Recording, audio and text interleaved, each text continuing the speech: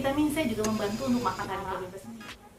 Tentara itu udah nggak tahu lagi siapa musuh, siapa temen, tembakin semuanya. Saking dia udah nggak tahu lagi. Itu namanya bunuh diri. Intinya kita berjemur aja 10-15 menit tanda kekurangan vitamin D. Assalamualaikum warahmatullahi wabarakatuh. Selamat pagi, siang, sore semuanya. Apa kabar kalian semua? Tetap asik kan? Tetap asik jalanin new normal, pakai maskernya, jaga jarak 2 meter, dan bawa hand sanitizer-nya. Bawa tapi dipakai juga ya. Teman-teman, hari ini aku mau ngebahas tentang sesuatu yang penting banget, yaitu suplemen yang dapat melawan corona. Ya, kalian udah tahu nggak kalau vitamin D itu penting dalam melawan corona? Karena ada banyak penelitian di luar sana, bahkan Indonesia pun sudah melakukan penelitiannya, bahwa vitamin D itu berperan dalam melawan corona. Ya, vitamin D itu udah mau banget didapatkan ya, dari sinar matahari aja kita udah dapat ya. Terus kalian mau tahu nggak gimana caranya vitamin D melawan corona? Terus gimana caranya supaya kamu mendapat cukup vitamin D? Gimana caranya untuk mengenali apakah kamu kekurangan vitamin D? Keep watching.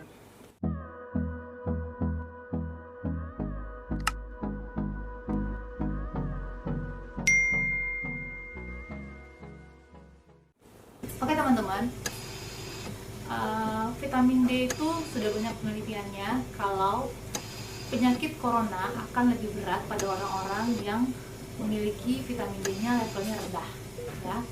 Biasanya kalau di bawah 50 nanogram per dl, dia akan mudah sekali masuk ke dalam kehancuran corona, namanya badai sitokin corona ya. Aku akan bahas kenapa ini bisa terjadi. Jadi kalian cernihkan pikirannya, dengerin ini baik-baik karena ini akan berat ya, ini agak pelajaran kedokteran sedikit. Tapi biar kamu benar-benar bisa nempel, bisa yakin kenapa vitamin D itu penting banget dalam melawan penyakit corona ya.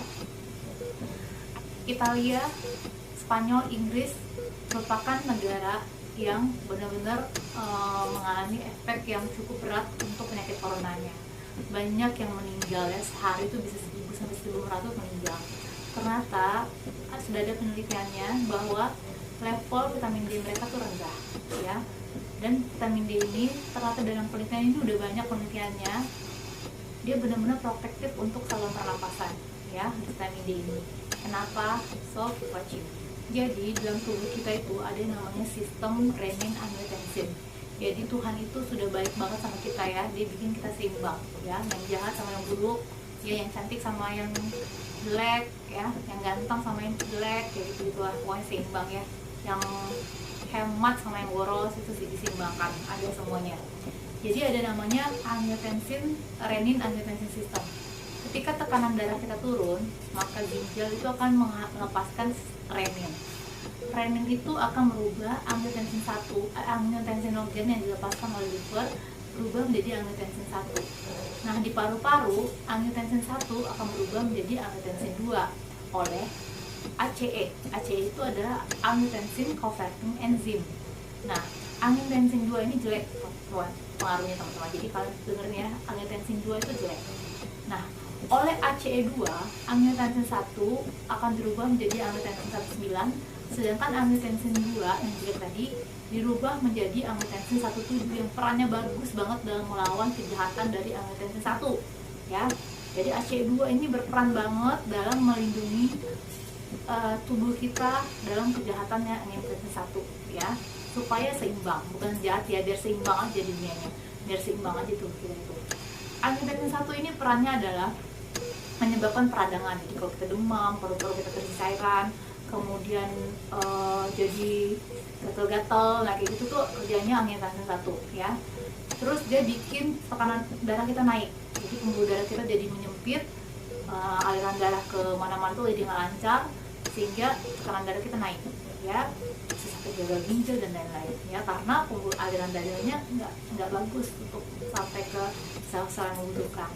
Terus dia juga bikin radikal bebas. Jadi radikal, bukan orang-orang radikal aja di dalam tubuh kita, juga ada sel-sel, ada zat-zat yang radikal yang dapat merusak sel-sel dalam tubuh kita. Itu kerjanya angiotensin 1 yang jahat tadi ya.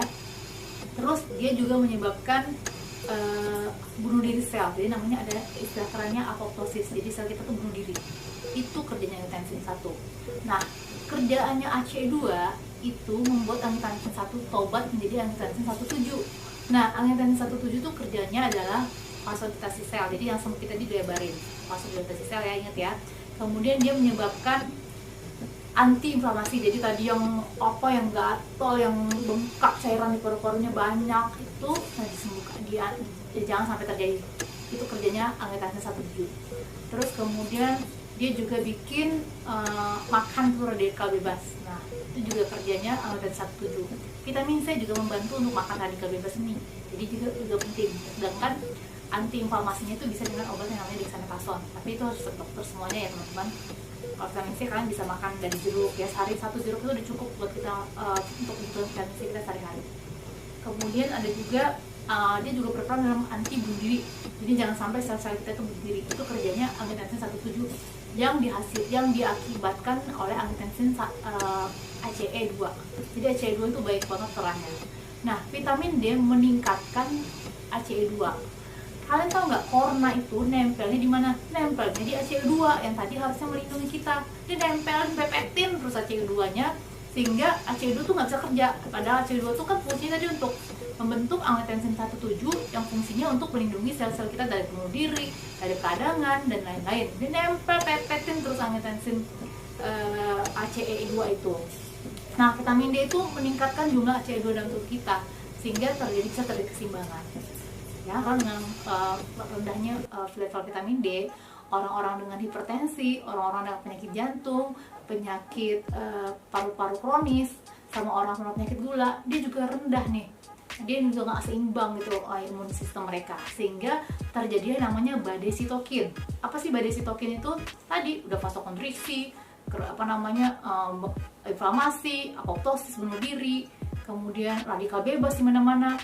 Dan itu menyebabkan terjadi badai sitokin. Badai sitokin tuh ketika sistem imun kita tuh udah gak kenal lagi musuhnya, sakit kacaunya dunia ini.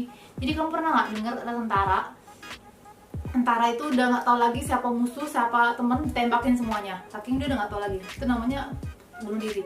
Dan itu terjadi pada badai sitokin ini, pada diri kita pada saat udah gak seimbang lagi, dimana kadar yang jahatnya itu lebih banyak, itu dia bunuh diri aja. Nah, itulah yang menyebabkan terjadi kematian sampai kita masuk ventilator tuh gitu teman-teman. Teman-teman, tadi kan aku udah bilang vitamin D itu benar-benar anugerah Tuhan. Kita gampang banget dapetinnya. Kita berjemur aja 10-15 menit di matahari, kita bisa dapetin vitamin D ya. Terus ada makanan-makanan yang dapat meningkatkan vitamin D kita, yaitu misalnya makan telur, makan ikan, kemudian makan keju, makan mentega yang dairy food, terus makan telur udah ya, terus makan sereal juga bisa ya, susu jangan lupa, itu juga dairy food ya, itu bisa meningkatkan vitamin D kita ya. Selain itu juga kedelai juga bisa meningkatkan. Kalau kalian nggak suka minum susu, kalian bisa makan kedelai, itu bisa meningkatkan vitamin D kita. Cukup sebenarnya berjemur aja di matahari 10-15 menit, kamu bisa dapetin vitamin D ya. Tadi aku udah bilang kamu bisa dapetin vitamin D dari mana. Lanjutnya aku mau bilang gimana caranya supaya kamu tahu kamu itu rendah vitamin D-nya, level vitamin D-nya. Kamu bisa ke laboratorium cek vitamin D kamu levelnya rendah apa enggak ya, bisa dicek, nanti dokter akan memberikan suplemen yang sesuai dengan dosis yang kamu butuhkan. Rata-rata dosis untuk menjaga kita sehari-hari vitamin D-nya itu adalah sekitar 600-800 mg. Kalau di atas 4000 itu dari resep dokter karena udah mulai toksik ya. Efek toksiknya pada vitamin D itu kalau kita berlebihan makannya bisa menyebabkan kita gagal ginjal ya. Gagal ginjal bisa bikin macam-macam, bisa bikin katarak juga ya, bisa banyak hal yang efek yang nggak bagus ya. Jadi harus pas aja, di dunia ini kita pas-pasan aja, pas aja gitu, nggak terlalu berlebihan, jangan sampai kekurangan. Selain itu aku pengen kalian tahu bagaimana cara kalian mengenali tanda-tanda kekurangan vitamin D. Kamu tahu nggak, di Amerika itu 40% penduduknya itu kekurangan vitamin D. Padahal kurang matahari apa mereka ya. Jadi bisa aja itu terjadi pada aku, pada kamu, pada siapapun, pada dia. Nah, caranya adalah kenali gejalanya ya. Misalnya kalau kamu suka nyeri otot tanpa kamu melakukan aktivitas berat, itu sakit aja ototnya. Atau tulang kamu sakit, tulangnya itu kayak nggak ngapa-ngapain tapi sakit. Terus nyerinya itu kayak menjalar kemana-mana. Dia namanya radiate pain, menjalar. Kemudian ada lagi mood kamu jelek. Kalau mood kamu jelek sampai bisa depresi, itu juga tanda-tanda kurang vitamin D. Rambut rontok juga bisa sebagai gejala vitamin D. Sakit jantung, jantungnya jadi lemah, dikasih vitamin D malah bagus ya. Ada juga, jangan salah, penyakit jantung itu bisa karena kurang vitamin D aja loh teman-teman. Kasih vitamin D malah baik. Sama kayak orang-orang yang tiba-tiba olahraga terus tiba-tiba nggak bisa olahraga yang sama kayak itu. Misalnya orang udah bisa angkat berat tiap hari 3 kilo, tiba-tiba dia nggak bisa lagi 3 kilo, dia cuma bisa 1 kilo. Nah itu bisa kekurangan vitamin D juga ya. Dikasih vitamin D dosis yang sesuai, dia bisa balik lagi optimal lagi gitu.